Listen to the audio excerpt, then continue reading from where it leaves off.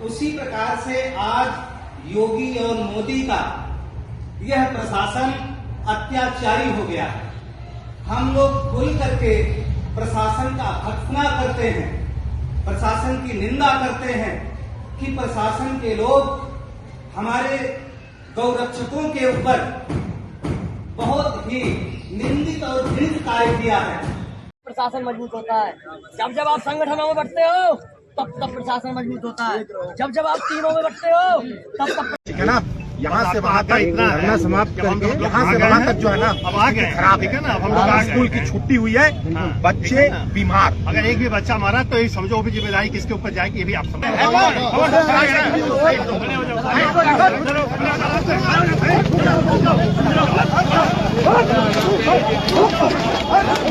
Good very good.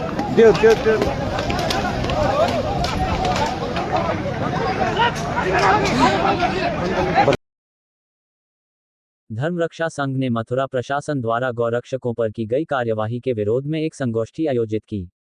इस संगोष्ठी में महंत देवानंद परमहंस महाराज ने कहा कि 40 गायों का शव देखकर किसी भी इंसान का दिल दहल सकता है और गौरक्षकों ने प्रशासन से अपनी मांग रखी तो कोई अपराध नहीं किया।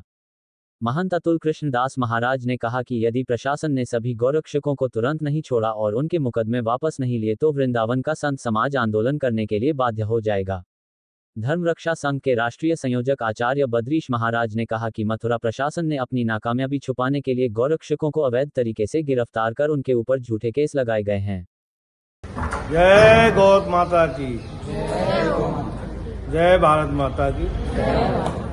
देखिए, आज बड़ा ही ये निंदनीय कृत्य किया गया है कि आज जिस गौ उच्चारण भूमि जिसकी गौ जय, हम सुबह उठते के साथ बोलते हैं जय गोपाल जय गौ माता, और आज हमारे उस वृंदावन ब्रज धाम के अंदर में यह बड़ा ही निंदनीय कृत्य किया गया, जिसमें कि हमारे जो गौरक्षक भक्त जो दिन और रात माता गौ माता के लिए अपने जीवन के प्राणों को न्यौछावर करते हैं। कई कंटेनर जो अभी वर्तमान में ही कुछ समय पहले ही उन लोगों ने अपनी जान पर खेल करके उन कंटेनरों को रोका, उन गौ वंश को बचाया, उनको सरकारी गौशालाओं तक पहुंचाया। और यहाँ श्रीपाद की गौशाला है महाराज की, उसमें भी उन गौओं को पहुंचाया गया, उनको संरक्षक दिया गया। तो हमारे ऐसे गौ भक्त जो कि तत्पर आधी रात को जब जहाँ उनको सूचना मिलती है और भागे दौड़े चले जाते हैं, खाली एक गौवंश को बचाने के लिए, गौ माता को बचाने।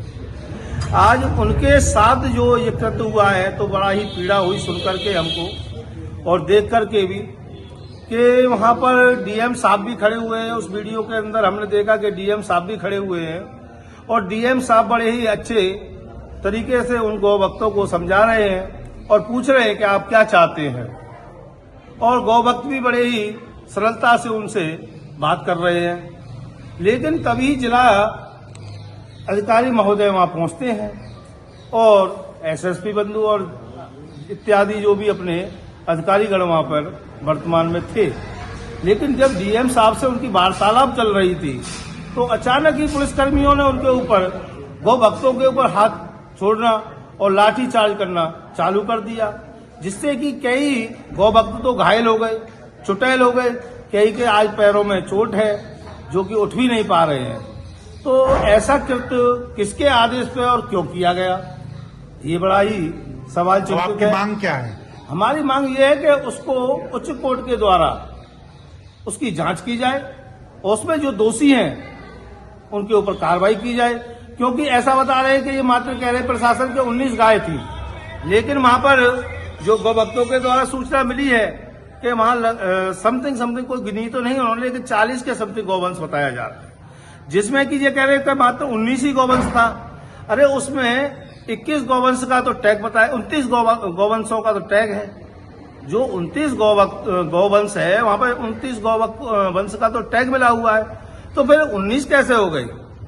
फिर चलो जो भी हुआ उसके बाद में इन्होंने गौभक्तों को भी लताड़ा करा, जो भी हुआ, तो उसके बाद इनको उन गौवंश का विधि विधान के साथ उनका समाधि देनी चाहिए, उनको भूमिगत करना चाहिए, तो वो भी नहीं किया।